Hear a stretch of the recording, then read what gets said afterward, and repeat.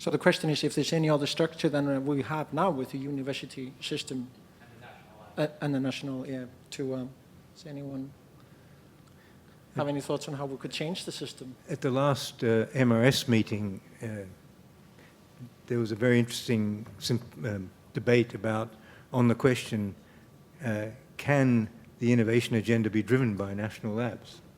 And Steve Chu gave a very interesting address, and I'm sure others have heard this, but he started off by introducing the Bell Labs concept, which, of course, is a wonderful example, and made the point that it effectively was a national lab because it was an enterprise upon a certain fraction of its income was assigned to basic research. Because it was a monopoly, it could do that. And I think the conclusion from many of the contributors was that that couldn't be repeated, and that the national labs really, from one perspective, were missing opportunities. But I don't think anyone came up with a better solution. We in Australia, I'll just bring up this point, are facing a huge challenge now about our national lab. And Les and I have been talking about this question of the notion of science for the public good. And I think that your question touches on that very closely, but I'd be interested to hear what others say about it. Anyone else wants to? Yeah. I think, sorry. No, go ahead. Science as a public good, I think that's something that is on our mind more than ever now, as we have. I think I like to quote Rolf Hösken, who said 20 years ago, the age of enlightenment is not over. And I think ever since it's even deteriorating, that the general public is not, let's say, fond of the scientific method. Even whatever problems we have to talk in a more rational way than just coming up with emotions all the time. I think that increases. We can see that everywhere, and we see that even in the results of the elections here in this country. We have recently had some experience in Europe, and I think this has to do somehow with how we educate the people. And I think the scientific method is something that, how do you solve problems, gathering facts, thinking, making hypotheses, thinking about it and coming up with solutions. That's not, that is engraved in everybody's mind, and I think that's something we have to, as scientists, speak out. I think that's...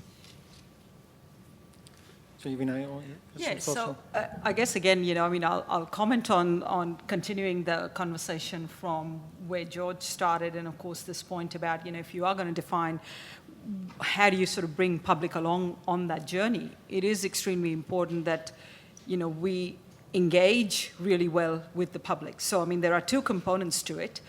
One, you've got to have a basic level of scientific literacy that everyone has to be able to feel comfortable with it. So it's not seen as us and them, that they're the scientists and we don't need it, but rather everyone is sitting comfortably at some level of scientific literacy. So I suppose, in all of that, that means it's very important that at all levels, whether we're talking about kids or, students studying undergraduate and postgraduate, is it really important that we understand the world around us, and therefore what do we need to deliver to ensure that the research that comes out leads to benefits for the public. So if public can sort of see that this work connects to improving health outcomes or environmental outcomes, whatever the case might be. So, how do you actually achieve that? And I guess, again, I can give you, a couple of simple examples from what we do here at UNSW with students at undergrad level as well as at high school and to a large extent at the postgrad level as well. Regardless of the kind of research that they're doing, we actually ensure that engagement with end users is happening all the time. So whether that happens to be end users who are in their discipline or not, an example would be an organization like Cochlear. I'm sure most of you have heard of them. They will willingly open their doors to and invite and encourage early career researchers, students, and even young kids at high school to come over and have a look at what they do.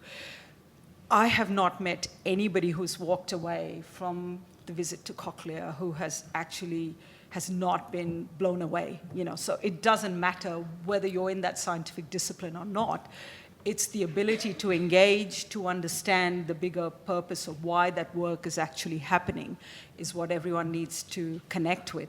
How you do it, there are different mechanisms. Of course, we create this as an opportunity through various connections we have at UNSW, which is great. But that's a separate question. How do you do it? I think first and foremost, we've got to agree that this is an important part of the activity that public, in a broader sense, whether it is kids or professionals in any discipline area, have to do. So I suppose, to me, it's about lifting that scientific literacy across so that intelligent conversation can happen and the public can appreciate the reason why we're doing a certain piece of research.